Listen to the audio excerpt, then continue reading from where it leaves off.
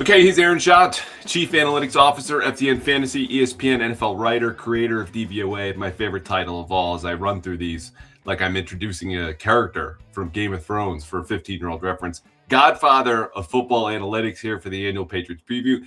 Aaron, it's good to see you on the bombastic CLNS Media Network. Let's just start with the title of this episode, which, being the Godfather, you are now suddenly responsible for all numbers everywhere, every percentage, every projection, everything that falls under analytics. So this title is What Analytics Say About the Patriots Super Bowl Chances in 2026. You tell me, what do analytics say about the Patriots Super Bowl chances in 2026? I don't have a percentage for you yet because we haven't run our actual simulation yet. Oh, good. Why? My guess is that we're going to come out about where the sports books are. Okay. Like, I don't feel like the Patriots are considered too high or too low by the public right now. In our projections, they're 8th in DVOA, which is about where they were last year. Mm-hmm. They're 11th in wins because of a couple of teams that have easier schedules. And their schedule is about average. I think the thing about the schedule is last year's schedule was so easy. But people need to understand they're not going from a tremendously easy schedule to what looks like a hard schedule. They're going to what looks like an average schedule. Obviously, we don't know exactly how good each team will be and who's going to get injured and et cetera. But based on projections, it's about an average schedule. Okay, very good. So 8th, in terms of the AFC, where are they then? Because we could at least say, hey, this is what their odds say about them reaching the Super Bowl. And then what happens based on who they see, which obviously was a very different story the way they went through the AFC last year and then ran into an actual good team in Seattle. They're 3rd or 4th in the AFC. Okay. So what's driving that? Because I think the larger conversation, one that I'll have and we'll continue to hear around this team going through the summer is regression. Because there are only so many steps, of course, to go from 14-3 any higher. I don't think this is a 15-2 team, 16-1, or certainly not 17-0. Right. And the things you already hit them, the big one, schedule. Okay, we put that to the side. Health is another one that I documented last year. Hey, they even had a starter go on IR, and then there goes Milton Williams and 3 more guys. Turnover luck is the third one that we always hear in these analytics conversations. Is there anything else that might drive the regression this year? If it is something to worry about, as I expect it will be the deeper we go into summer. First of all, I don't think the Patriots had particularly strong turnover luck last year, so I don't see that as a big reason for regression. I think Drake Maye avoided turnovers because he's good, and their defense didn't have like a ridiculous – they're not like Chicago, which was built entirely – their defense was built entirely on takeaways. The first thing is they just weren't as good as their record last year. I mean, some of that is the schedule. They were only 9th in DVOA during the regular season last year. Some of that, they got better over the course of the season, right? We could take that week 1 game against the Raiders and throw that out. Yeah. But this is not, by the end of the year, they were 4th in my weighted ratings. So it's not like they're falling back as much as you might think. And then the other thing is what we call the plexiglass principle, which is teams that dramatically improve from one year to the next tend to decline in the third year. And teams that dramatically decline from one year to the next tend to improve in the third year. And that's a different power than just regression towards the mean. Like, even if you go from really bad to average, regression towards the mean would keep you at average. But the plexiglass principle means you're probably going to be a little bit worse the next year. So obviously their offense in particular dramatically improved to such a ridiculously extent that you have to expect that they're going to take a little bit of a step back. Okay, I have to be honest. That is the first time I've heard of the plexiglass principle, though it's basic. It's an old Bill James thing, actually, from the baseball abstracts in the 80s, but it's very applicable to all sports. Okay. Is that going to appear in the FTN Almanac? I don't remember if Dan mentions it in the chapter or not. Our pal Dan Pizzuta? Dan Pizzuta wrote the Patriots chapter. I have done the rough draft of it, so it's partially finished. So I don't remember if it's mentioned in the essay. Okay, very good. We'll have to have him on a little bit later because, of course, people should be buying, and we will talk about this more at the end, but the FTN Almanac, look, people like me who have nothing better to do in the summer but to open what used to be this giant book and print it out and have it on my lap at the beach because I'm not swimming, I'm certainly not tanning because I'm incapable. That's what I would do. You can pre-order this now and preview the NFL season as you would like, and we will tell you how and where to get that a little bit more at the end. But you mentioned Drake Maye in terms of the turnover luck pieces, like he just avoided them because he was good. And look, I don't think you're going to find disagreements anywhere in that point about Drake Maye.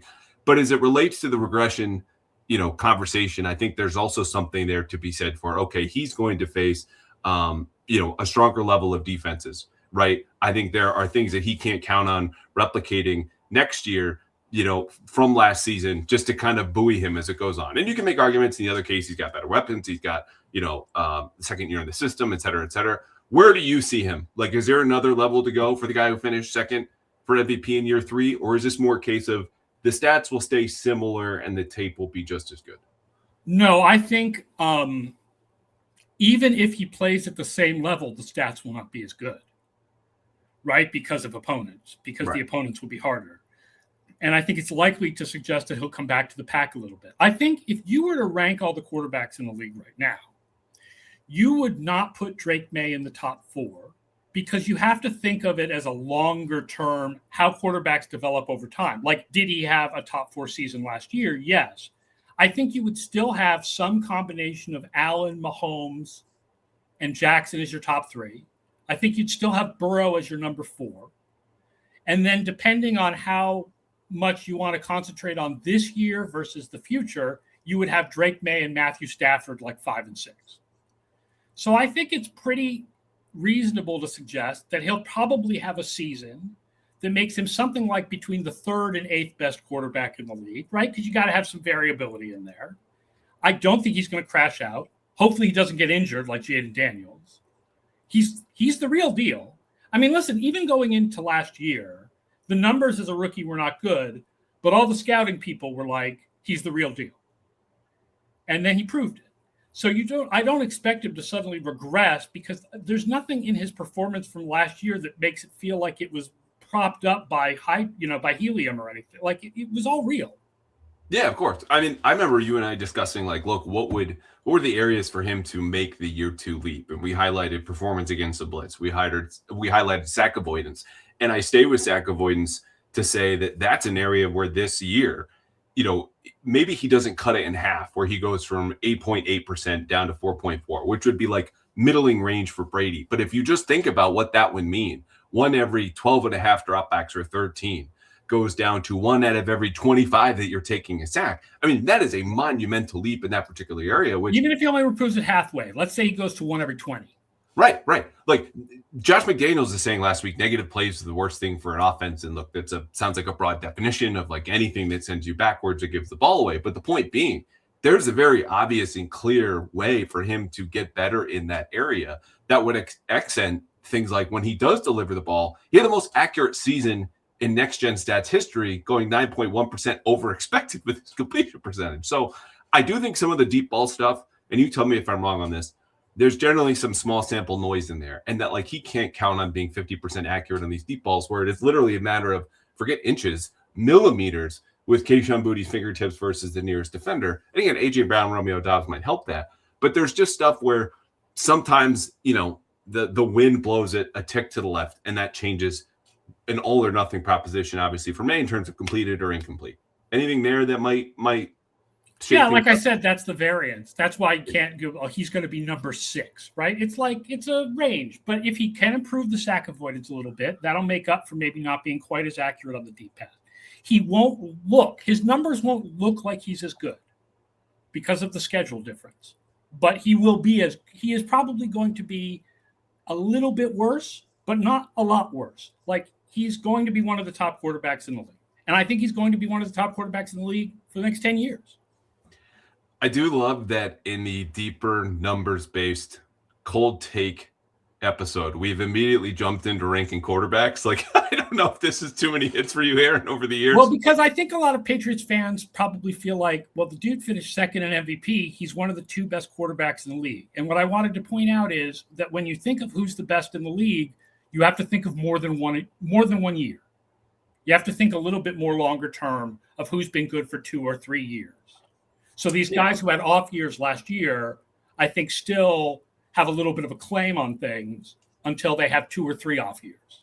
Yeah, and then you get into the health piece when it comes into Lamar Jackson and then Joe Burrow, right? And something like you alluded to, though, knock on wood, nothing happens to Drake Maye as far as injury-wise. But look, his numbers last year, even for a guy I thought should have won MVP, 4,394 yards, 31 touchdowns, 8 interceptions, passer rating of 113.5.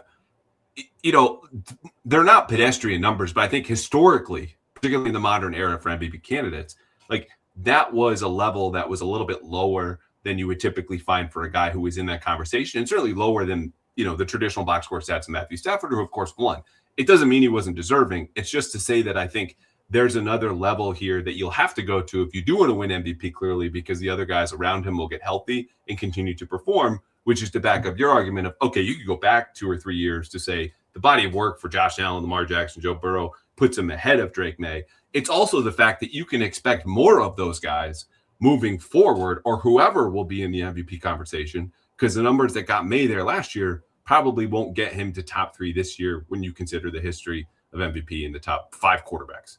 We'll see. I don't know how much other people did take the schedule into account or not into account. I mean, I took it into account, and I still voted for Drake Maye because I felt like he didn't have the weapons that Stafford had. Nakua was, oh my God, Nakua was so good last year. Like, what I ended up writing about on FTN was the value of Stafford without Nakua was much lower than the value of Maye without Stephon Diggs, who was his best receiver.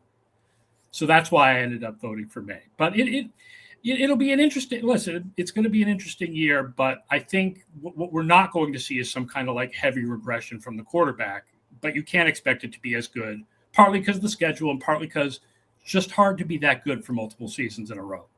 And the other part about Maye, particularly when you do the head-to-head conversation with Stafford or someone who's a little bit more statuesque, a Joe Burrow, right? The rushing component, right? I bring up the sack avoidance. That is him trying to straddle a line of like, I can extend plays and create yards rushing. I can extend plays and then throw the ball downfield. The risk being that too often when he did that, he took a sack. But the extra touchdowns that were provided there, the extra gaps in the run game, stressing a defense that, like, you look at his numbers, man versus zone, he was worse as a passer versus man, clear cut. The damage, though, he could do and did as a scrambler was a threat unto itself. You don't get that with the Stafford and that type of value, and just kind of like plan B, pull in case of emergency for that offense, which they needed with the poor pass protection, was exceptionally valuable, which gets obviously to the heart of the award. Also, we just handed him a tremendously good man coverage receiver. Yes, which I am so glad you brought him up, because I have said, and I'm curious your take on this personally. We'll take the numbers into account here in a second, and we'll get to AJ Brown, but only after this, because it's summertime, and we know the summer right now is entirely dedicated to soccer. It's dedicated to people from Scotland taking over Boston, because the World Cup is here. And all 48 countries in every matchup you can find over at Prizepicks, the sponsor of this podcast. And look, if you don't know who you're rooting for in the World Cup, aside from the red, white, and blue, I'll tell you, you find out really easy when you look into Prizepicks, find your team, and when you understand you could win a trip to the final, the World Cup final, the biggest sporting event on planet Earth. I think it's worth signing up at Prizepicks. And right now, with the biggest tournament ever, there are even more opportunities to win cash while you root for your favorite national sides or your new favorite country from South America, or whomever might pique your interest on a Tuesday afternoon.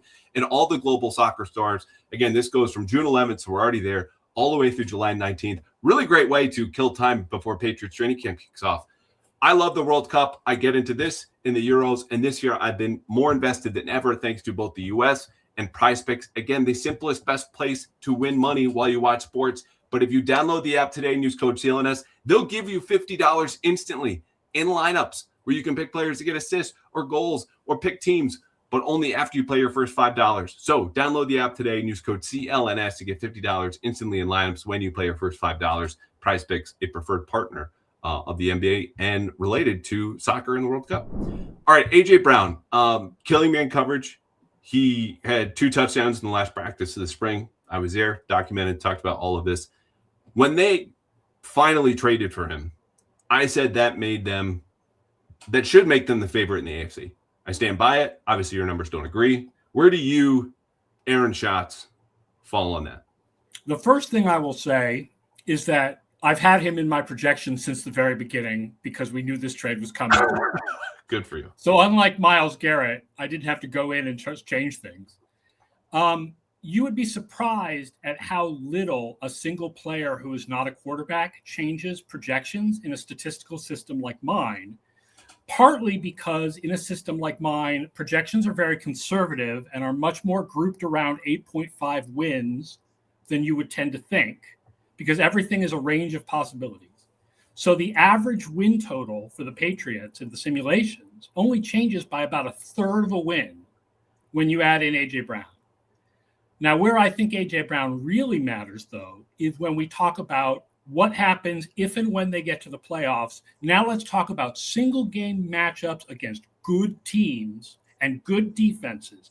Now I think A.J. Brown matters a lot more when you're talking about those single game matchups than when you're talking about a sort of nebulous season total. Okay. Well, I mean, I would argue then those single games against good teams is what's going to make the difference, right? Between, 11 and 6. Well, especially when we get to January. That's the thing, right? We get to January. Let's say they get in December. Whatever wild card. It's going to be the division title game, Yeah.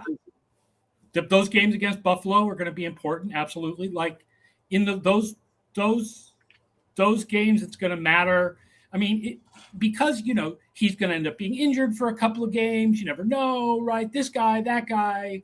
It ends up numerically not coming out as high as you think it's going to come out. But I think it's a really good addition. Like, I mean, we can have arguments about whether they traded too much for him. And I think, given the sort of future look of the first round pick being a couple of years down the line, I think, maximize while you have Drake Maye on the rookie contract. Let's do this. But he's a very good receiver. Like, I mean, nobody's going to pretend that that's not true. What do you do with the statistical dip from him last year, where I'm someone and I look at a guy who was unhappy, made that public, the structure of the offense made it more predictable. I mean, they're just running 4 verts in the last 2 plays of the season over and over again against the Niners, who were like, thank you for making this as easy as possible in that playoff game that the Eagles lost. I think he will bounce back. That's not a statistical case. It is just more of a vibes and scheme-based one. But what do you see numbers-wise from A.J. Brown or expect this season? For longer term, you look longer term. You look at how good he was in 2023 and 2024. Oh, did he dip a little bit in 2025? Yeah. Did he dip a lot? No. Like, does that suggest that he'll rebound towards something kind of in the middle between 24 and 25? Yes. Are all of those good, subjective, non-statistical explanations for what happened last year? Yes. So absolutely, he's better than what he showed last year. I think that there's a lot of both statistical and subjective reasons to believe that is the truth. Yeah, which, mind you, for a dip, 78 catches, 1,003 yards, 7 touchdowns. Like, particularly around here, even though we just had the Stephon Diggs experience to remind everyone who has followed this team closely, oh, that's what a number one, at least for a time, receiver looks like. This is what a real, true number one alpha sounds like when a bad year barely crosses 1,000 yards, almost 80 catches and 7 touchdowns.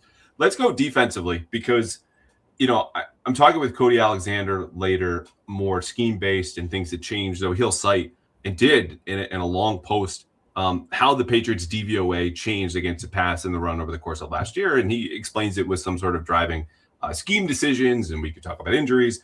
But the point is, this is less stable, as we know, defensive performance year to year than offense is. And I'm curious for you, even though most of the roster has returned, and let's just presume Christian Gonzalez is here, what is most likely to change as you see it from the end of last season to this upcoming year? I think that we get into the regular season, they are not likely to blitz as much as they did in the playoffs. I think some of that had to do with the offensive line status of their opponents. And the other thing is something good for the Patriots. They were very bad against short yardage runs last year. They allowed an 85% conversion rate on 3rd and 4th down short runs. They were 30th in DVOA against the run on 3rd down, and that is likely to improve. So that is a reason to think that things can get better on defense. Do you think that's likely to improve? Like, you just can't get any worse type of case? Or yeah, I think that's kind of just regression towards the mean expectation. I mean, yeah, is there no Tonga? Yeah, but you look at sort of expectation. I mean, if Tonga's so good, why were they allowing 85% conversion rate on short yardage runs, right? Like, it's just likely to be better this year. And those are obviously very important plays, right? Those are plays that have a serious impact because they usually mean the difference between a punt or a turnover on downs and another set of downs. So Kevin Byard was their biggest acquisition. He comes over from Chicago, which you already mentioned. Like, it was a house of cards, basically, defensively, in that they were relying so much on turnovers to mask some of their other issues. He had 7 interceptions. He was an all-pro. And even if that is a box score stats-driven, title, 7 interceptions is 7 interceptions. He's a really good player. What does that do, if anything, for you? Like, a smart, heady safety, okay, in the back nine of his career. But there's enough of a track record there of this guy generating turnovers that it's not entirely variance, or even probably mostly variance, even if, though, we understand you can't bank on him taking 7 interceptions from last year and importing them into this season. It looks like a little bit of an upgrade on Hawkins. Yeah, I mean, you look at Byard and his record over the last 2 or 3 years and just how good he is. I mean, listen, safety is, in my opinion, the hardest position in football to judge from both a statistical point of view and a scouting point of view. Partly because you don't quite know whether you have the responsibilities correct when you're watching, partly because it's hard to measure. They don't get thrown out a lot because that's not how safety works. If they make their average tackle on a run 12 yards downfield, that's how that defense works. That's not anything to do with that player. So they're hard to judge. But I think it's safe to say that Byard is very likely an upgrade on Hawkins, yes. Okay. What's being under-discussed about this team? I'll give you 3 things. First, Elijah Vera-Tucker. He's good. And with all of the controversy about Lomu and, what if Lomu plays left tackle and Campbell moves to left guard? I hate to tell you this, but they've got a good left guard now. If he could stay healthy, that's Vera-Tucker. The second is Reggie Gilliam, who is well regarded in Buffalo, right? So we'll see what happens to that. They're going to do more I formation stuff with fullback. And the third is negative. This team has really bad depth at the cornerback position. Kindle Vildor is not good. And Charles Woods is just a guy, and Prunty is a 5th-round rookie. I would love to see them sign a veteran cornerback who can be there in case of injury, like a Rasul Douglas. Yeah, I can see that. And look, they've got, Marcus Jones has played a little bit outside, and then you start to move, plug one hole and open up another if they wanted to open Marcus from nickel to corner, and then who plays nickel, or do you pivot and play a little bit more 3 safety, which they're not as equipped to do because they signed Mike Brown, speaking of just a guy, and an ex-Titan who has been with Vrabel before. Depth to me is the overarching point, and corner exemplifies that. But I think you could even go to other places where I talked about tight end with Mike Giardi the other day. Running back is another one, though I'm not as concerned about that. And even the defensive line, which all sounds doom and gloom, but it's just to say that, the strength of that Seahawks roster you ran into in the Super Bowl obviously was not the quarterback. So Sam Darnold played well enough in the playoffs to win the freaking Super Bowl. You had waves of pass rushers. You had a stable defensive backs that could run with anyone, okay? And you had offensively big pieces, tentpole players in Jackson Smith and Jigba and Kenneth Walker, but good tight ends and complementary receivers around them. And it's just to say that, the injury bug bites everybody at some point, the lesser for some teams than others. And in certain spots, the Patriots just feel a little bit more rickety. So if they get through the summer, I think this is, we'll just have to see, like every other team in every other season. But if they have hits in certain spots, I'm very curious, to your point about signing veterans, do they plug those holes immediately? Or do they think we can get by, or maybe we can develop, though that would put more pressure on at the trade deadline? I guess I would rather trust a 3rd-round rookie in Raridan than I would a 5th-round rookie in Prunty. So I'd rather sign a veteran corner than a veteran tight end. Plus, they have the fullback now. So they may not run that much 12. It may be more 21 because of Gilliam. Or they cornerback is where I feel there's the biggest problem. Yeah. Gilliam could also bump out to tight end a little bit. Some of that. They can do that too. Yeah, some of these plays conceptually are the same. It's just a matter of how you identify the personnel grouping. Spiritually, I should say, are really the same, but that's neither here nor there. Yeah, the depth is the one that stood out to me. Offensive tackle, even though they just drafted Lomo, and we got to see what they have in him. But these are not spring conversations that go very far. We'll see what happens when they put the pads on. Okay, thank you very much for stopping by the Pats Interference Podcast. going back to the almanac for a second, there's just such a volume of information on every team, virtually every player, coaches, tendencies, etc. Do you have a favorite factoid that stood out as you were looking in and around Patriots or not? Here's one that is really interesting, and I don't know what it means. We were looking for something new to put in our strategic tendencies tables this year. And one of the things we track with the FTN charting is the average cushion given to every receiver. So we added something to every team that lists the average cushion that their outside cornerbacks gave to outside receivers. But of course, you can flip that around and look at what's the average cushion given to a receiver. And we discovered that the top 4 Patriots receivers all ranked in the top 20 for smallest average cushion when lined up out wide. Opposing cornerbacks did not respect the speed of these guys. Even Booty. Booty got bumped. He had one of the lowest average cushions in the league. And this becomes even more interesting when you see that A.J. Brown had one of the largest cushions in the league given to him. So now it's like, does that change how opponents play? I don't quite know what it said about the Patriots, and then how do opponents change it this year now that they have A.J. Brown? I think that's sort of an interesting stat that you don't think very much about. You know who loves that are the coaches that treat numbers and analytics in the way that you shouldn't, where they use it as a way to validate or affirm their priors.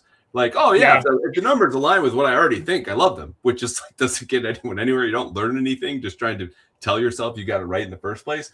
But what that does align with is the eye test of like teams which just line up at man coverage as they have for years, did not respect the speed, and the Patriots would still attack those deep balls. We saw Houston again and again, miss, finally pays off with the touchdown to Booty because, look, you're not trying to hit singles with those plays. Those are home run shots. And when you connect, you score, as they did and basically won the game in that Booty touchdown.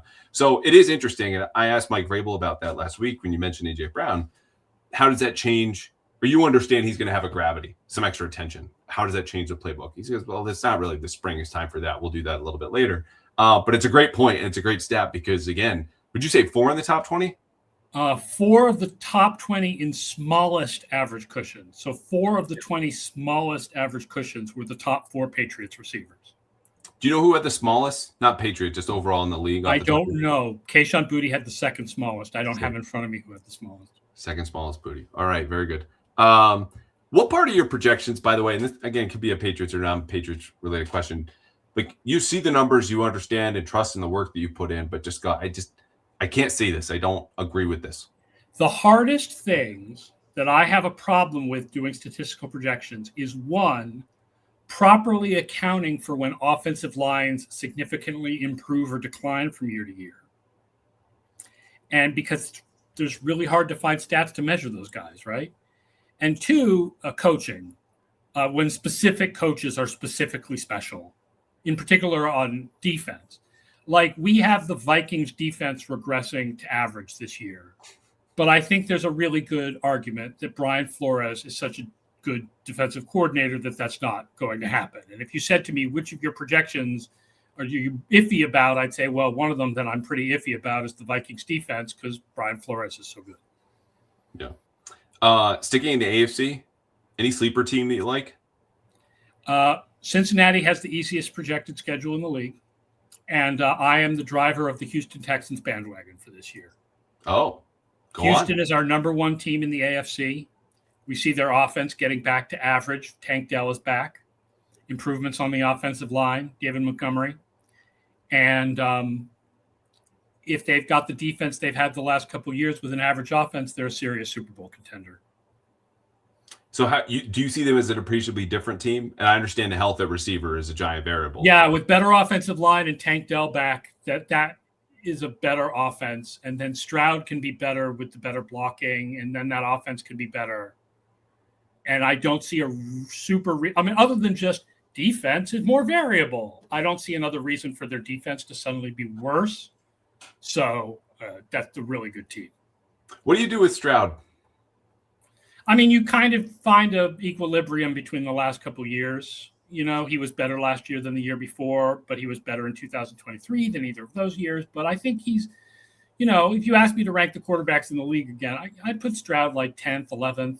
I think he's still an above average quarterback. And I think that if they can give him average blocking, you'll see that. And so people are over. I know the playoff games were terrible. Yeah. People are over remembering the playoff games and not the regular season.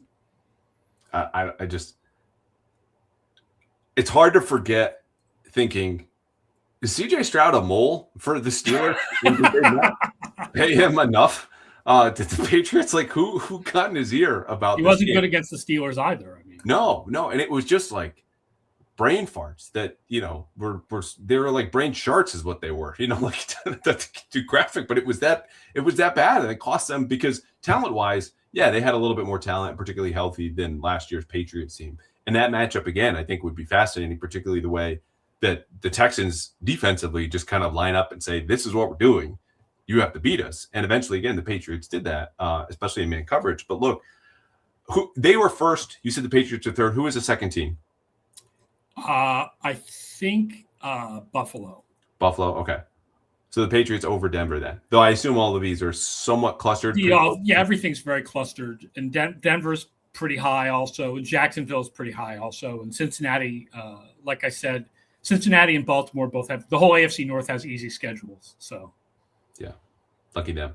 Though the Patriots, playing the Jets and Dolphins twice each this year, yeah, it's just such a boon for the Patriots and Bills. Yeah, I think we have the Dolphins 29th, and they may be overrated.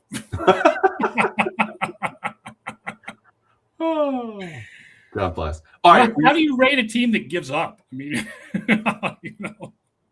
Yeah, Malik Willis just signed that contract and already realizing he should have asked for even more, even though he's Malik Willis. The money, black belt round.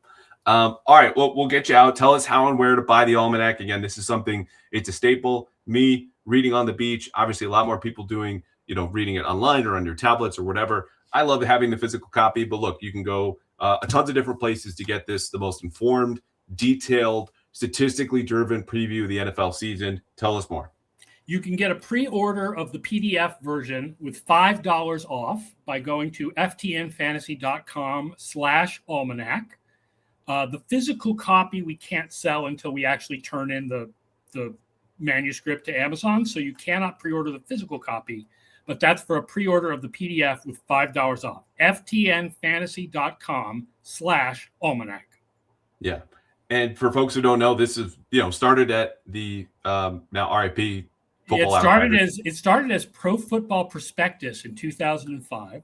Oh. And then it became Football Outsiders Almanac, and now it is the FTN Football Almanac. So this is our, 18th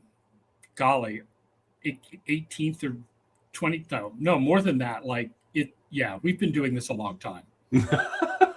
We this can't is like the 22nd book, I think. Start out at the end trying to count years. It's 21. 22nd book. No, because out of the corner of my eye, I'm looking at the 2023 book, and my mind started subtracting 2023, and then I'm like, wait a minute. No, it's 2026. 22, but this is our 22nd book. Yeah, haven't skipped a year. Okay, very good. Aaron Schatz, always appreciate the insight. Again, people, if you want to understand what's going to happen this season before it does, if you want to get deeper into the numbers in any place that you can, go buy the FTN and forget the fantasy piece. If you don't play fantasy, the most of you do, there's something in there for everyone, whatever angle you're coming at this Patriots or otherwise. You got a sample here, go pre-order, or if you're like me, just wait till the physical copy. And by then you might even be back on the show because we'll have plenty more to talk about with Patriots fan Aaron Schatz as the season rolls near. All right. Sounds good, man. And I'll see you at training camp sometime. Sounds great.